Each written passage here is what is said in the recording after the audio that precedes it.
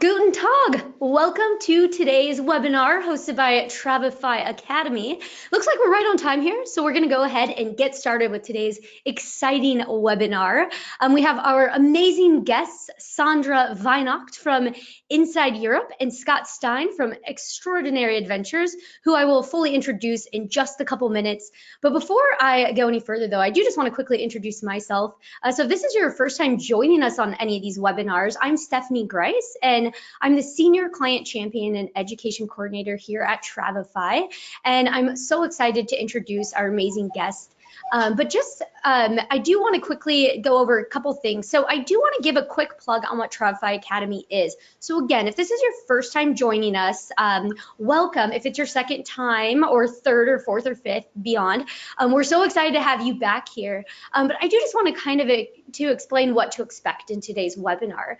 So Travefy partners with experts from across the travel industry to provide free educational webinars through Travefy Academy. So these webinars are not commercial in nature to promote those organizations, nor does Travefy ever accept compensation for partnerships. So Travefy Academy exists really just to provide powerful educational experiences to just really fulfill our mission of powering the success of travel professionals. So these webinars like this one here today, it's not going to walk you through the software of Travefy, but instead we're going to focus on the travel industry and really just how you can accelerate your business.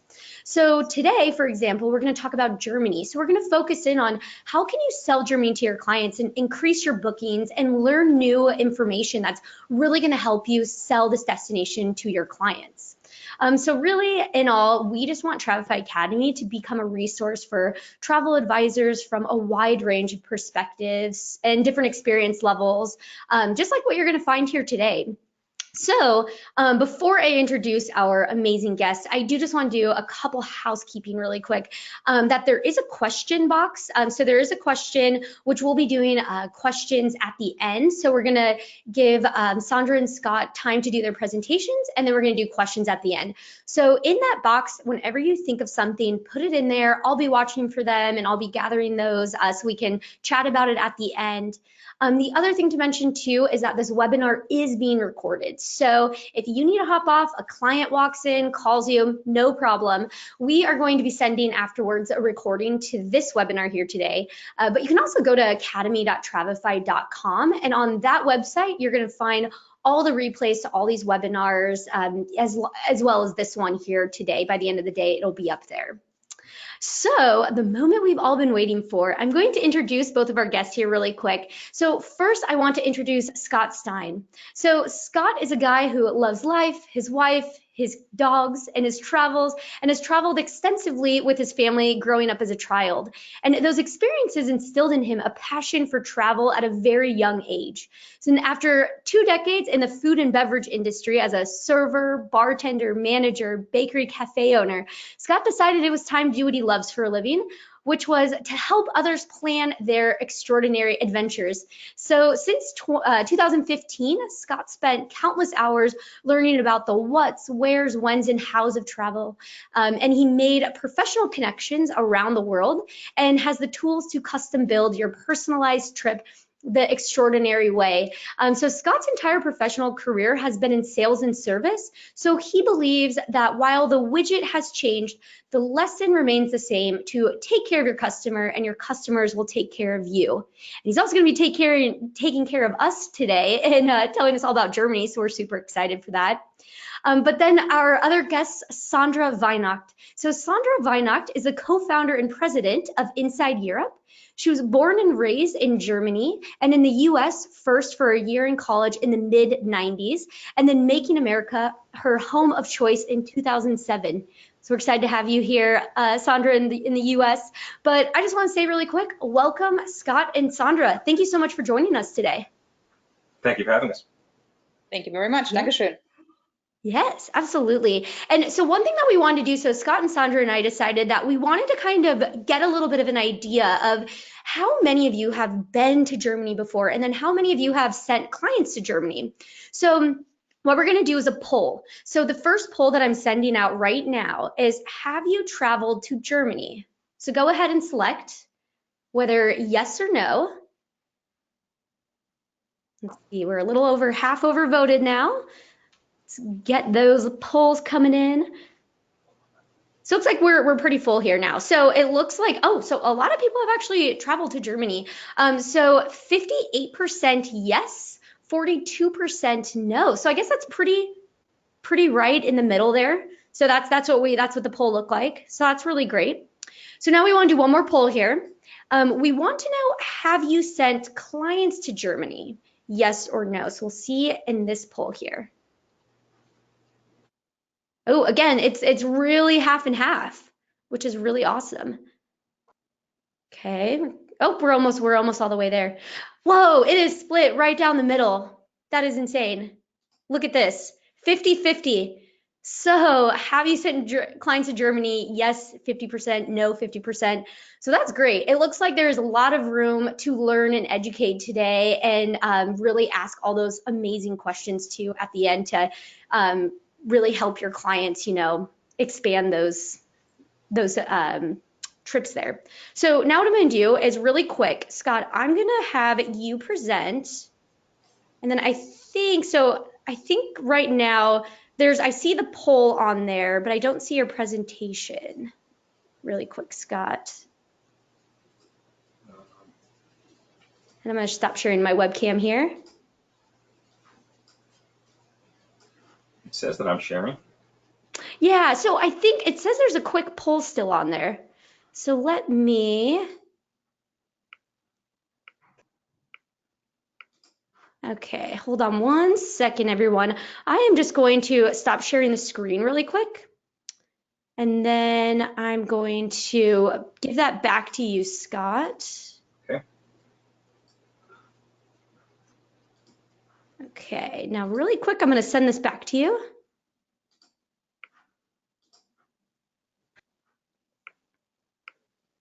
There we go. Okay, perfect. Awesome. Okay, now with that being said, Scott, I am going to let you take it away.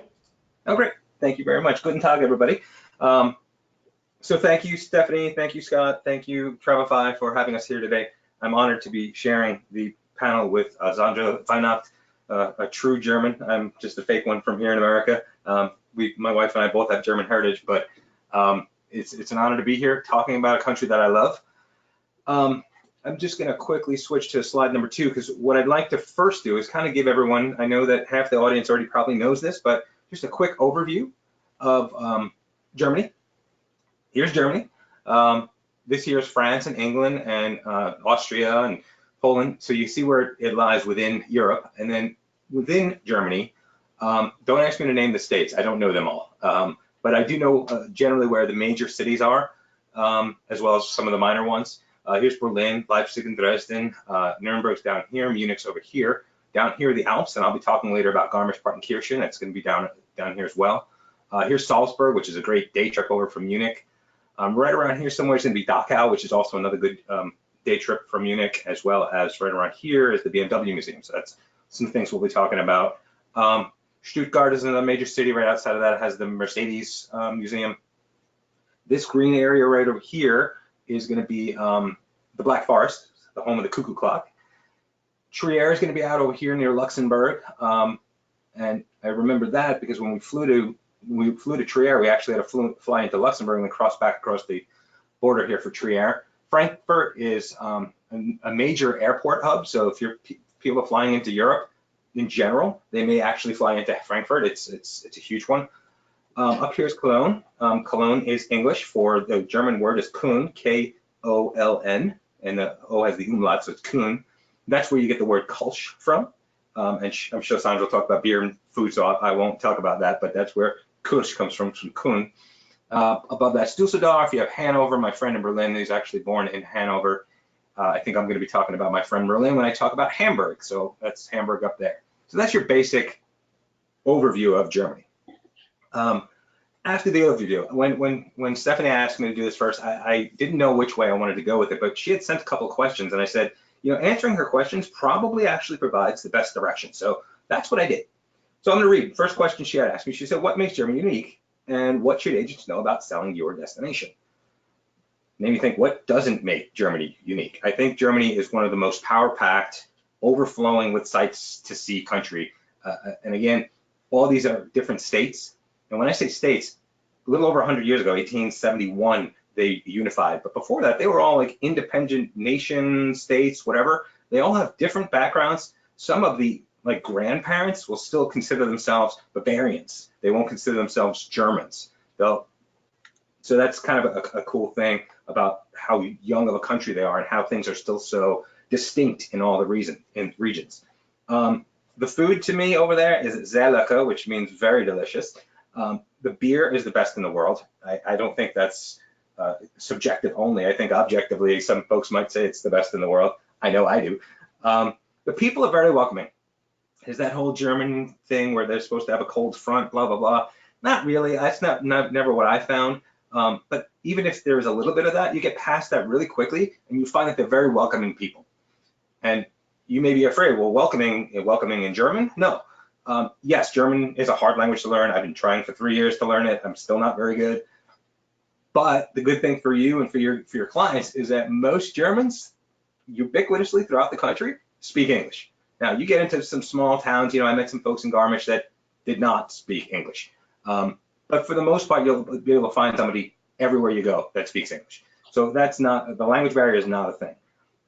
Also, the accommodations, when you're thinking about where you're going to send your folks, accommodations throughout the country, they vary, again, depending on the region that you're in, but they're all top notch. I mean, it's a really good country for that. The next one is the public transportation system. German Pünktlichkeit, which means German punctuality, really sums up. It runs on time, it runs clean, it runs safe, it runs everywhere, not just the trains. I mean, we took the train, like I mentioned Dachau earlier, took the train from Munich, then jumped on one of their buses, and like everything just works the way it should. Like you expect it to work that way, and then it does. So the transportation system is amazing. And the second part of the question, you had said, what should they know about selling the destination? Well, I think that selling Germany is really very easy, actually, once you put the idea in your clients' heads. Most folks, if it's their first time over, they're thinking England, they're thinking Italy, they're thinking France. That's kind of like the first few countries they're thinking about. But if they've done that, or even if they haven't, if they've done that, second timers definitely should consider exploring Germany, jumping out of that comfort zone, not worrying about the language barrier. But first timers would love it too. You think about how many non-international traveling people go to Oktoberfest as one of the first places they leave, and go to Europe for. So it can be for first timers or it could be for seasoned professionals. But I will say also that there are things you're going to want to consider depending on how experienced your traveler is.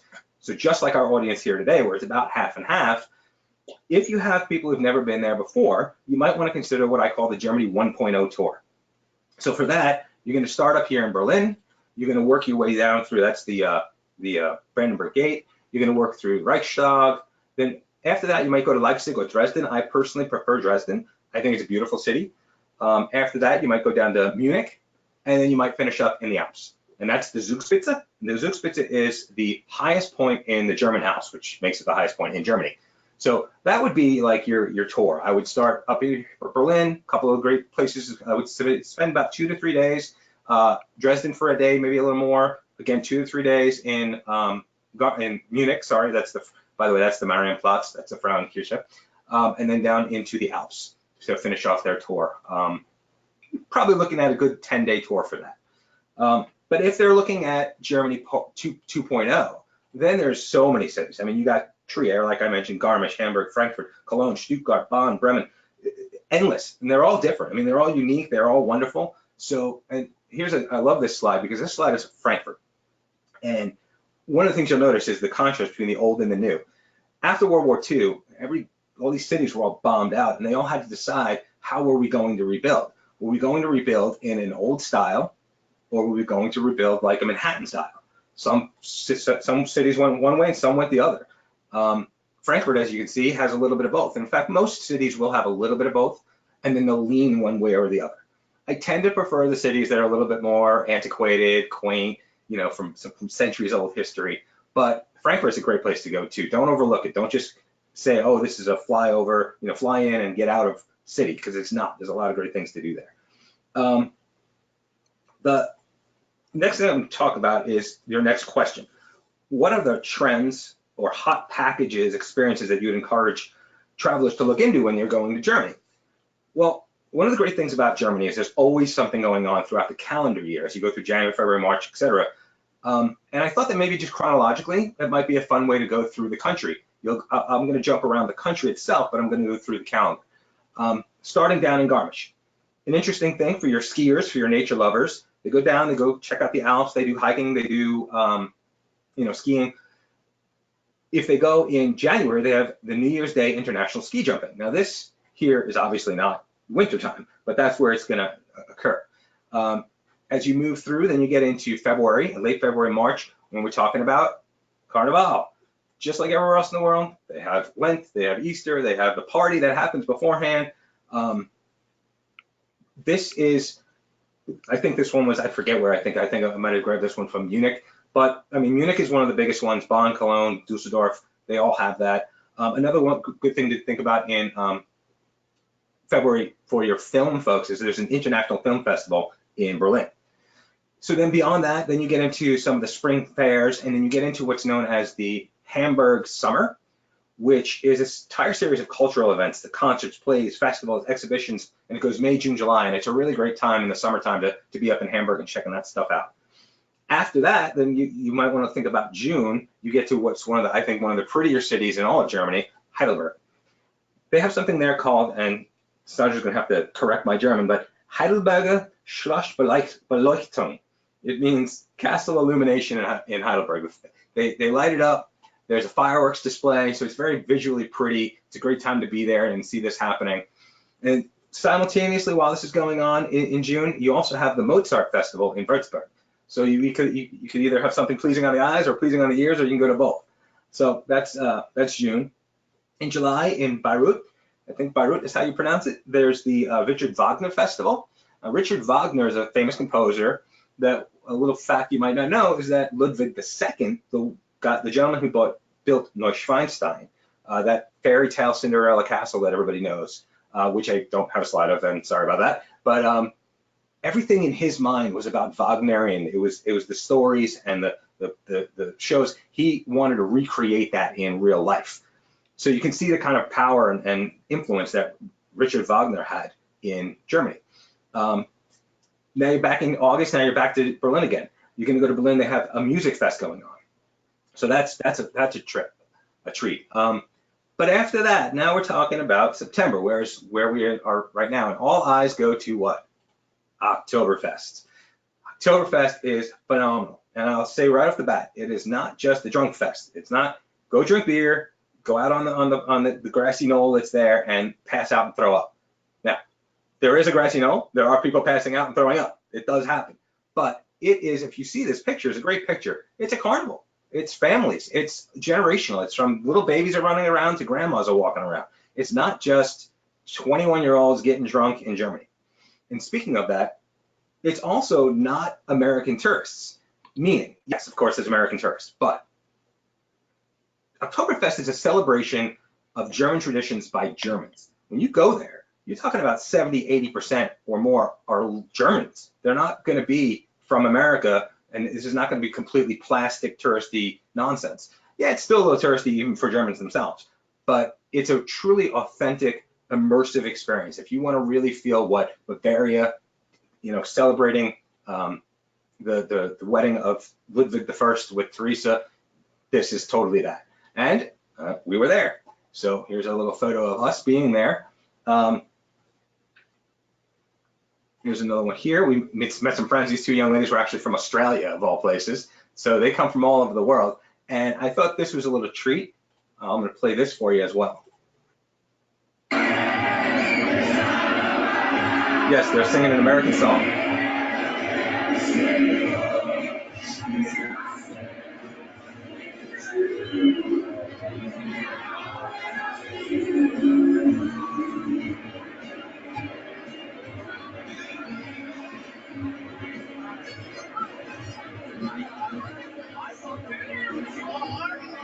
So that, I think that was, if I'm not mistaken, the Hofbrau tent, and it was such a hoot. You go there and you're hanging out with all the Germans, and all they're doing is speaking German, and then suddenly like Neil Diamond comes on, ba, ba, ba, and they're all singing in English, and it's such a hoot. I totally recommend that people go to Oktoberfest. And again, it's not just about getting drunk.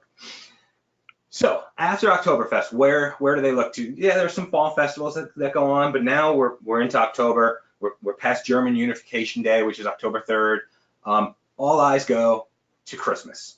And Germany is very, very well known for its Christmas markets. Here's a tip for you that I think is a great tip is if you have clients that are interested in Christmas markets and in Germany, send them on a river cruise. They unpack once and they go town after town after town, experiencing everybody's different Christmas markets and celebrations. They'll drink Glühwein, which is a warm wine that's spiced. It's the gingerbread cookies, the verse. I mean, again, Sandra will probably talk about all the food, so I don't want to get too much into that. But this one is actually in Bremen, but one of my favorite ones is in Nuremberg. So if you're doing that romantic road area, there's so much to choose from. So I would totally recommend that. And when they come home, that you're going to totally look like a hero. They will have a phenomenal time. And then on top of all the calendar of events, now that we've gotten through December there are also events that happen all year round. Here's the Alexanderplatz in Berlin. I love this place here. Like if you see my mouse moving around over here, this is an area my wife and I were hanging out. Went there about 4 or 5 o'clock, nothing was going on. Fast forward about half an hour later, suddenly people start showing up. Music's playing. There are buskers and jugglers, and like the place just came alive. It was a really fun place. I know that Sandra lived there, so maybe she can speak to it more than I can, but it seems to be, to me, a place where Berliners really come to play. It's also a place where they have scheduled events too, so not just impromptu stuff. Another great one I liked, again, going back to Garmisch, is to go down to Garmisch to hike these mountains. It is so quintessentially Bavarian. I mean, it's quaint, it's cute, it's just gonna feel like you're in Bavaria. One of the fun things about Garmisch for us was talk about that unpredictability. I think one of the great things about any travel is to not just do what you're planning to do, but things that just spring up. We were there and they were having a food truck rally. We didn't know that was happening, and suddenly, again, all the Germans are out to play, eating their food. Their food was phenomenal. Drinking the beer. There was actually a concert that was going to be going on in the hall near it. Just unexpected and awesome. So that's another good one. Another one that we loved is this is us in Trier. Behind Laura's head is the Porta Nigra. It's the largest Roman gate north of the Alps. And then, she's sitting on a 2,000-year-old support beam. Here's their amphitheater that's there. Every time Romans would settle new areas, the first thing they would think about, they might think of the baths first, but it's either the baths or the amphitheater before they worry about anything else. They got to have their entertainment. They got to have their baths. These here, these grassy things, these were actually stone. This grass is just growing over it, and this is where they would sit. This ground here that you see, underneath it is a whole labyrinth where the gladiators would get ready and the animals would get ready, like all kinds of stuff would happen. And they didn't enter from stage left and exit from stage right. They actually used right here on these things on the floor are holes that go from the underground to the arena. That's how they'd come up. Those are original. The iron gates are probably not, just that we don't fall in it. Those are original holes that people would do the arena from. I thought that was kind of a nifty thing. Another place that you might want to consider is Cologne or Köln. Beautiful city. Can't say enough about it. I would definitely spend more time there. I unfortunately only spent 1 day there, so there was a lot that I missed. We saw the cathedral, saw a few other things, and of course had to stop and get some food, which is my other surprise trick for you. The pizza in Germany is phenomenal. We had some great one in Berlin, but this was in Cologne. My wife, I don't know if you can see that, it's got some Spätzle back there. It's a noodle dish. Maybe because they're so close to the motherland, the pizza is so good. I don't know. But I'm from New York. I think I know pizza, and it's pretty good pizza. Hamburg. Hamburg's the next place. This is their opera house, their philharmonic, their music hall, famous icon. I think at this point people know that. Hamburg's a great place, either to day trip or maybe spend 2 days in. Weekday trip. We came up from Berlin with our friends, spent the 6, 7, 8 hours there, walked along the seaport. Some of the freshest fish you'll ever get. It just comes off the boat, goes right. You eat a fish sandwich, you eat herring. So delicious. But that was a fun thing for us to go to Hamburg. But not everyone is into museums and castles and history. Some folks, again, Germany has something for everyone, would love to go to the BMW Museum and Factory, and that's again just outside of Munich. And there's also the one near Stuttgart for the Mercedes. It's a great day trip. So for Munich, I would probably say 5 days from Munich, only because Munich itself, you could do 2 or 3 days, but then you've got Dhaka, then you've got Salzburg in Austria, then you've got the BMW factory. I mean, there's so much to do. But now I'm going to take a turn for the dark. Everybody knows that Germany has a history. World War II, Nazism, the DDR, Russia. It's not something they hide from, though. It's something that they put out and remind themselves of. One of the things that I thought was very poignant, and I'm waiting to get to the slide because I want to build up to it. Everyone's seen the Nazi pictures, Nuremberg, Hitler out there, getting the rallies going, the tanks, all this stuff. I thought this one was a little bit more, like I said, poignant.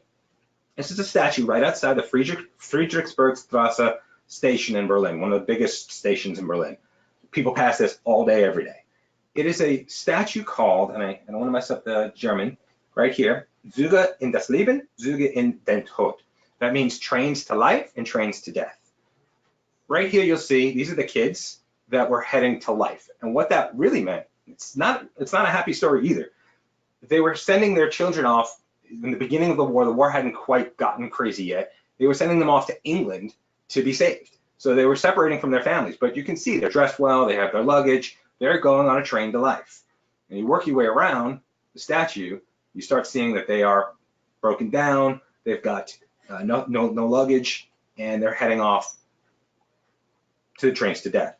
This was a station that was split. You'd go on one side during the DDR days, and you'd head off to the Western Germany, the other side to Eastern Germany. So I thought it was very, very moving statue.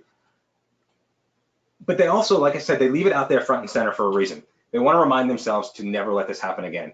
And lest you think it could, you need to remember that Adolf Hitler was actually elected. He was elected before he took over and did everything that he did. So vet your politicians and pay attention to your politics, because you don't, as they don't, want to have a madman take over again. Speaking of a mad time, this here is Checkpoint Charlie. There's another image of it right there. That was the point where you go back and forth between the East and the West, American side and Russian side. And you can even see right up top here's a Russian soldier, and the other side has an American soldier. Here's a great little image. You are leaving the American sector. You sure you want to do that? It was a scary time. It wasn't Nazi time, but it was not a good time to be living in that area, especially if you had families living on one side of the wall and the other family living on the other side of the wall, and you're separated by this political nonsense. And speaking of the wall, here's the wall. This area is called the East Side Gallery. It's one of, if not the largest section of wall still in existence. But they call it the East Side Gallery because they took that wall and they said, we're going to keep this here as a memory, but let's go ahead and get some great artists in here and create great art on it. That's why it's the gallery.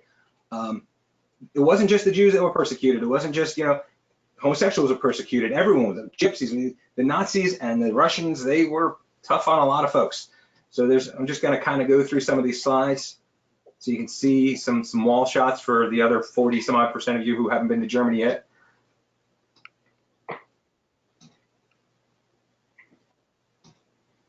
First of all, I'm thankful for my wife. She took all these photos, so I was just wrapped up in this whole thing.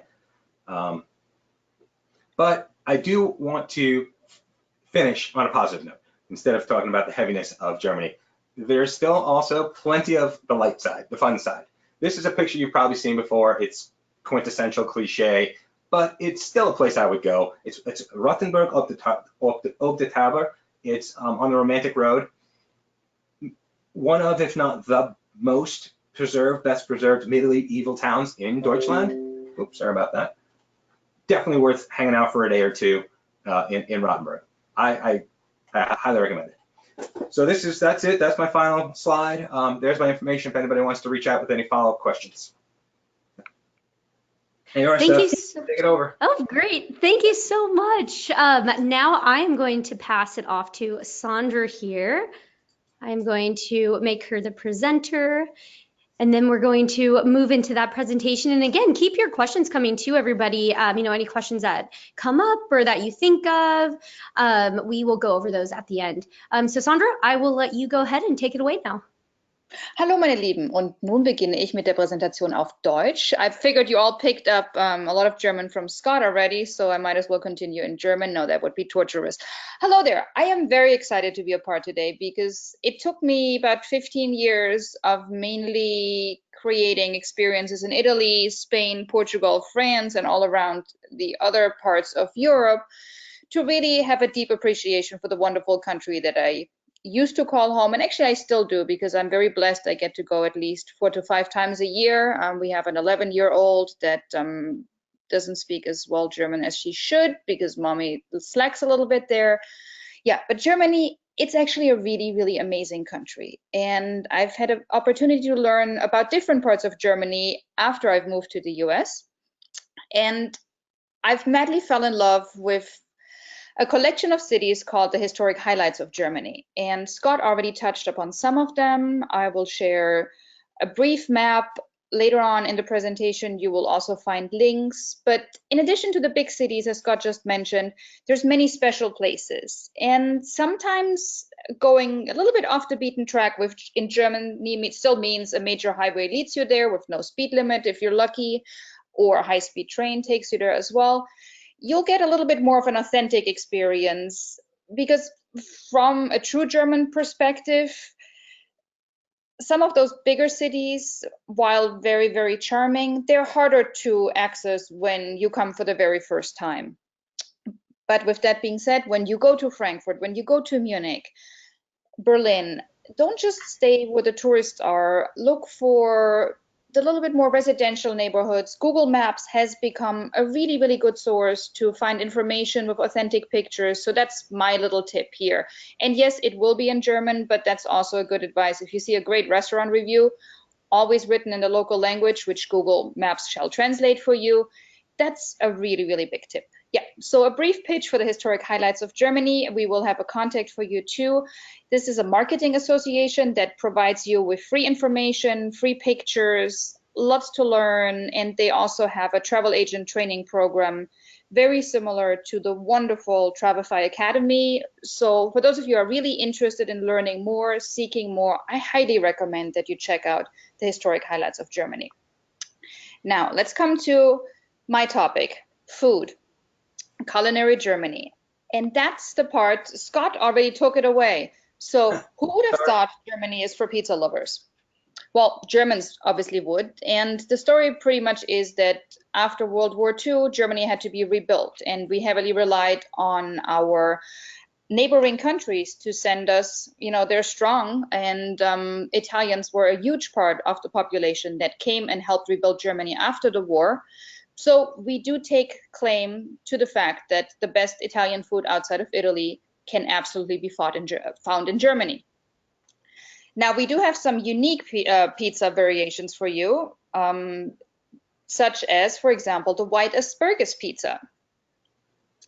A lot of regional specialties. That's something, when you come to Germany, you do want to try to eat as much as a local. Now, will you dig in and have raw bratwurst on a roll topped with raw onions and maybe a raw egg? The brave of you might decide to do so. Other than that, just also dig into the different sausages. There's not just one thing like a German brat. There's the Franconian brat, the Nürnberger, the Pfälzer. And then while we're speaking of what's unusual, Michelin star food. Now you expect probably the highest concentration of Michelin star restaurants in Europe outside of France to be not in Germany. Well, that's where they are, however. We have over 300 Michelin star restaurants. And the most surprising part about Michelin star food, which is not for everybody, I absolutely agree, is that it's also the most affordable, because Germans love eating out. Germans love great food. And our Michelin star chefs, by the way, come from all over the world. The majority, yes, they are Germans, but the cuisine is heavily influenced by the French tradition, Asian traditions, as well as the farm-to-table movement. And the farm-to-table movement, that's the part where the German in the US always has to smirk. That's not a new thing. That's how we've eaten for centuries. Same with street food, the classic bratwurst stall. The one in Regensburg, we'll make that a trivia question for later. How long have they been selling sausages at the Regensburg sausage kitchen? 200 years, 300 years, 400? I'll have a little prize if somebody has the answer. And what I've provided for you too is a little bit of a tasty sample itinerary. Don't worry about following and reading along. This is just to give you an idea. And to also, this is the part about how do we sell Germany? So many of you have foodie clients. And they've probably done Italy. They've been to France. They might have done Japan. And they love food and they want to eat really, really well, but maybe they also don't want to break the bank. Think of Germany. Great local food from 2 to 3 euro for a wonderful Fleischkäsebrötchen, which is a meatloaf sandwich. Again, regionally very, very different, but always super tasty, to also vegan and vegetarian Michelin star cuisine. So just a thought. This itinerary will give you a little bit of best of both worlds. It will show you traditional hotels. Speaking of traditional, I would show you the excellent breakfasts that await you, including a myriad of breads. We're super famous for our breads. Fresh produce, lots of local markets. Most cities have them every single day, and that's how the Germans shop. We do our grocery shopping, if at all possible, every day or every other day. You will find recommendations for places to go and visit that are not your classic tourist ones, and cities that, as I mentioned before, I fell in love with after I left Germany, and one of those cities is Würzburg. Würzburg is also a great city for those of you who have clients or work together. Our specialty at Inside Europe is groups, work together with breweries, with restaurant owners that are looking to bring together, and now this is a super cliche, but in the case of my family, it's very true, the beer and wine lovers. Würzburg is your perfect city because being in Franconia, they have excellent beer and equally wonderful wine. Now they also have in July a beer festival that is not as large as Oktoberfest, but really amazing. Very family friendly during the day. It has the white sausage breakfast on Sunday morning with wheat beer. It becomes a huge party tent at night. And best part of it, you can go to the beer festival on Thursday.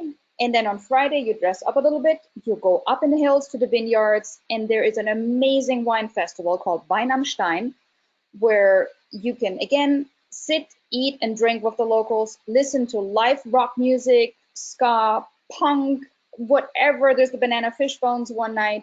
So really, really exciting. And now you're like, oh, this, sounds great, but it's probably super expensive. No, tickets for the wine festival, for example, start at €5 per person to enter. Then you get your glass of wine for €3 to €5. You get your bottle starting from €12. It's an amazing deal. Yeah, let's move on. Wind down with review. Public drinking is not only legal, but it's kind of encouraged. It's something that we do.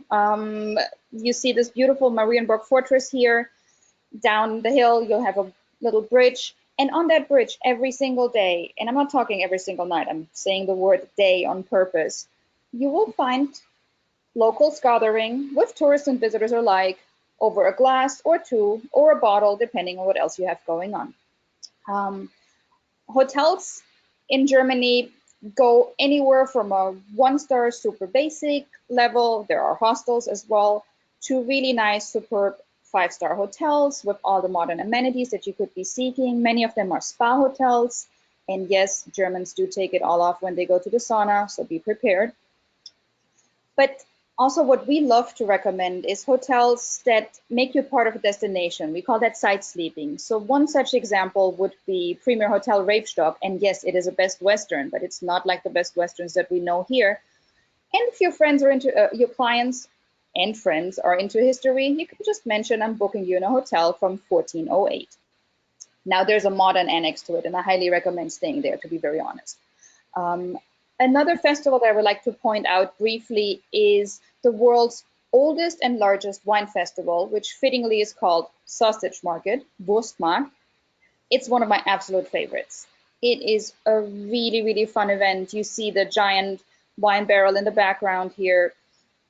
and going to it, be part of the opening ceremony where they have a parade. Make sure to bring a glass because the winemakers actually will hand out free samples as they parade through town.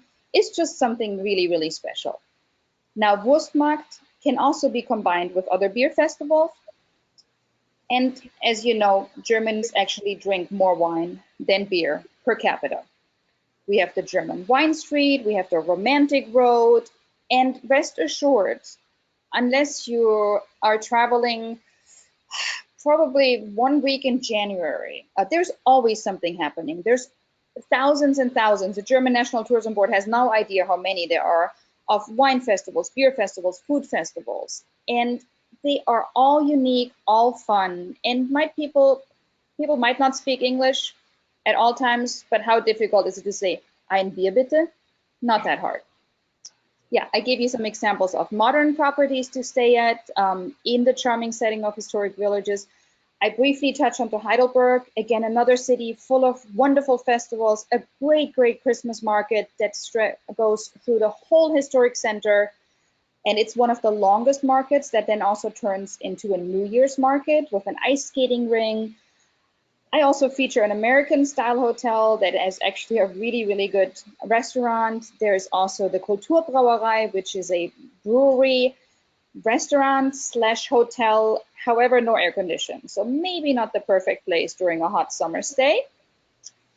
And here comes my end presentation. So as you come on later on and check all of this out, there you will find links, you will find hopefully other helpful information. You'll see some stories from travelers. This is an image from the 1-star Michelin vegetarian restaurant that I managed before, and we'll give you some suggestions on how to combine Germany with other nearby destinations. That's it for me. Thank you so much. Dankeschön. Great. Thank you so much, Sandra. And just one thing to mention to everybody is that the link that Sandra is sharing will be provided on our website probably later this evening or tomorrow. So just a heads up on that you can find that there. But now I am going to go ahead and take screen back here. Oh, and also Kimberly just asked, can we get contact information? And yes, that will also be provided on that as well.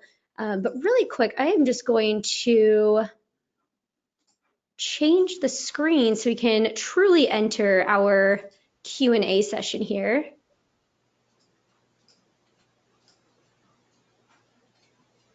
And there we go. Perfect. Okay, so on our Q&A. Again, everyone, keep those questions coming in. I have a couple for you. So Scott, this was asked during your presentation, and Brenda asked it. So Brenda, let me know if I don't answer this correctly. But she asked, do you have access to 2020 trips that would be able to include Passion Play and Oktoberfest tickets? And also that maybe if there's a way that, how do you go about getting those tickets as well? Yeah, you probably wanted to start planning that already, like a while ago. You know, if I had somebody going to Oberammergau right now for the Passion Play, I'd probably be looking at a TO, tour operator, to help with that, as opposed to trying to do it myself. I don't know that getting tickets is going to be very easy at this point. Like Oktoberfest, it's very hard to get tickets. You know, the big businesses buy a bunch of them. The tour operators buy a bunch of them. So it gets very hard to buy an Oktoberfest ticket too. Well, and this one, but there are still tickets available actually on the Passion Play website, both package tickets as well as individual tickets. Now, as travel agents, you will not get a deal if you purchase them that way, but you can make your clients happy. Get them tickets. We're not talking groups. This is FIT, and normally FIT is not what I know, but in the case of Passion Play, you can still get tickets. Absolutely. Okay, good to know. Perfect. Yeah, and also she was mentioning 2022. So is that still the case that it would be even for planning a trip for next year? Would that still be get on that right now, pretty much? Well, Passion Play is only every 10 years, so yes. Oh wow. Yep. That's the big reason. Yeah, well, wow, yeah, that's pretty incredible to be able to see that then.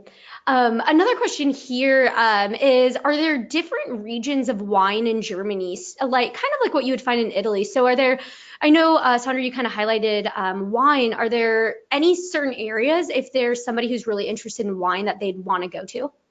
Absolutely. And the wine regions in Germany differ greatly in the sense that they produce different grapes, and they're also, processed differently. So there's, areas that are most famous for Riesling, such as the Mosel, including Rheinland-Pfalz.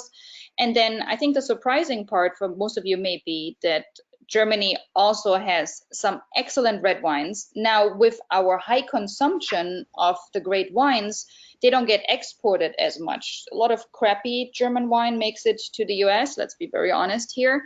Travel and Leisure just ran a story about the incredible Pinot Noirs of Germany. We also have Dornfelder grapes. So yes, your wine aficionados will definitely find lots and lots of areas to experience. A great time to go is both the spring and the fall, where again a lot of festivals are happening. The whole village then comes out, courtyards get open, food booths are open. It's a wonderful time. And if you need any pointers, please don't hesitate to reach out.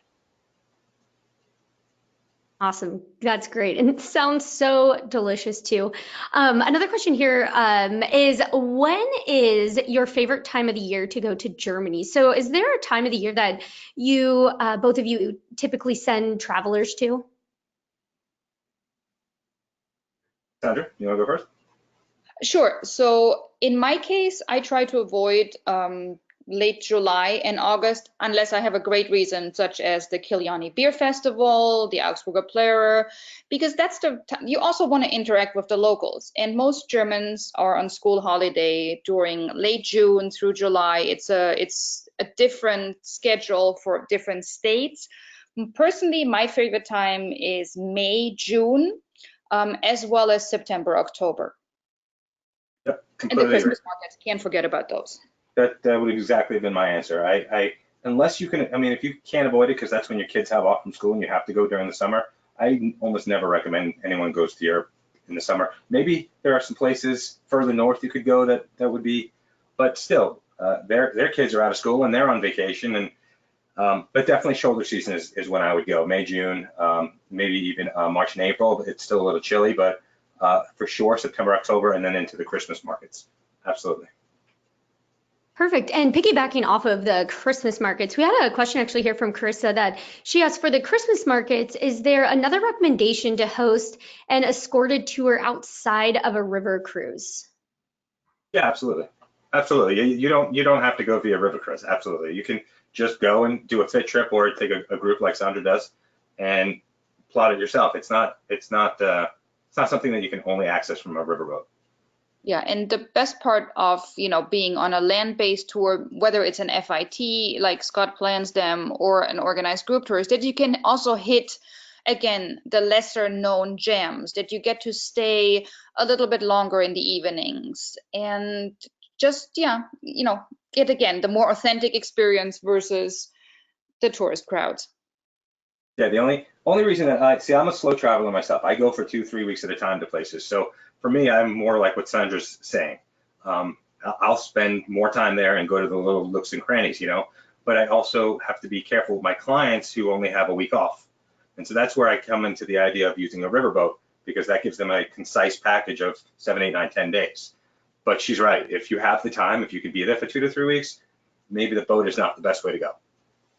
However, back to the boat, it is magical, and it's a great way to go if you have multi-generational. You bring, your parents along that might be grandparents at that time. River cruises, and Germany is extremely picturesque, and also, as you all know, combined with other destinations. So this is absolutely not a statement against the river cruises, but also a plea to be an explorer whenever you can and you have the means. Perfect. And another question here too is from Toya. So she asked, what are the best areas and festivals to visit with family, including young children? Any area, any festival, because As you may have already seen or known, Germans don't hire babysitters to watch their kids, or most Europeans don't. We all travel with our children. I have an 11-year-old who has been with me at the Kiliani Beer Festival, at Wine am Stein. There's a time, around 9:30, 10 o'clock, or in case of my daughter and my father, like 8 p.m. when they want to retire. But there is the one festival that I personally would not take my kid to anymore is Oktoberfest in Munich, other than on Tuesdays when it's child's friendly day, or on a Sunday afternoon, because it gets very crowded and very busy and can sometimes be an exhibition of public drunkenness that maybe you don't want to show your children. But a lot of the German beer gardens, for example, have playgrounds, have animal parks. Most restaurants have a little corner with a play area. So it all depends on your interests and the time of travel, and rest assured, there will be a festival for you to enjoy. Awesome. That's really cool. That sounds awesome. I had no idea that kids can even go to Oktoberfest. So you said that's on Tuesdays and Sundays of the They week? can go anytime. It's just there's times where the locals take their kids. Okay, interesting. Now, another question for you, and this one might round us out here.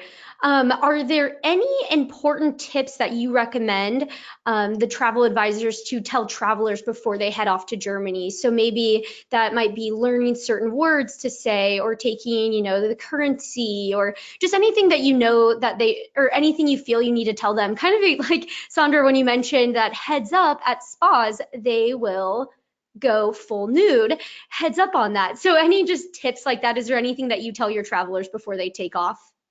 I'll let Scott take it first. I don't know that the tips that I give are specific to Germany as they are specific to Europe. Like, for instance, I tell people not to go to their local bank and get a bunch of money.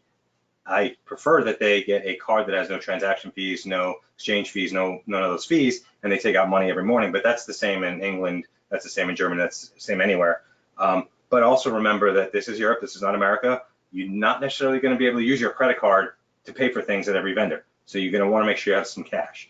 But that's, that's just the cash thing. I also recommend walking shoes. These are not just your regular shoes. You're going to be on your feet 12, 14 hours a day, every day. Make sure you've gone to REI or your local store that you like, and make sure you have good shoes. The weather can change. Yes, of course, in the winter it's cold and then summer's hot, but in the fall time, there were times I was sweating my butt off during the day and then really, really, really cold at night. So make sure you're dressing in layers. But these are, again, general European things to think about when you're heading over. For Germany specifically, is there anything that I think? Yes, I would learn some of the language, not much. I'd learn all the pleasantries. Hello, goodbye, thank you, you're welcome, please. I would remember that one thing is that in Berlin, I'm pretty sure this is in Germany, but in Berlin, for sure, that all the restaurants, hotels, whatever, they have to let you use their toilets. So if you can't find a public bathroom, you can just walk into a restaurant and use their toilet. So you don't have to worry about toilet access. What else? Well, I'm thinking, you go ahead, Sandra. I'm thinking, see if I think of any more. Yeah, so shoes, I think, is a very important point. Dress in layers. My biggest pitch, just as I had an epiphany after having left my own country, when your travelers ask you, where in Europe should I go? And you say Germany, and they're like, no, thank you. Ask them why they say no, thank you. And then they'll probably be like, oh, I really don't like pork that much, and I'm not into sauerkraut, and I don't really drink beer.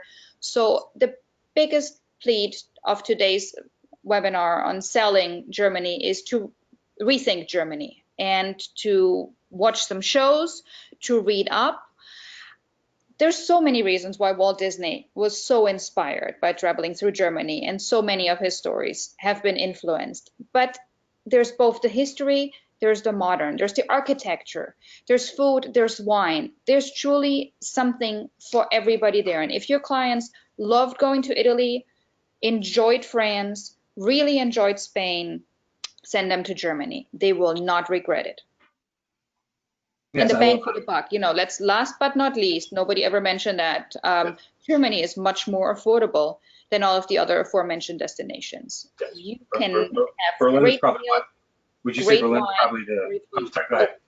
Yeah, go ahead, Scott. I was just going to say, would you say Berlin is probably the best in terms of bang for buck? so cheap. When it comes to 5-star hotels, yes. Other Yes. than that, I think you find excellent value for money that is hard to come by anywhere here in the US, for food, for accommodations, for level of service, and definitely for beverages.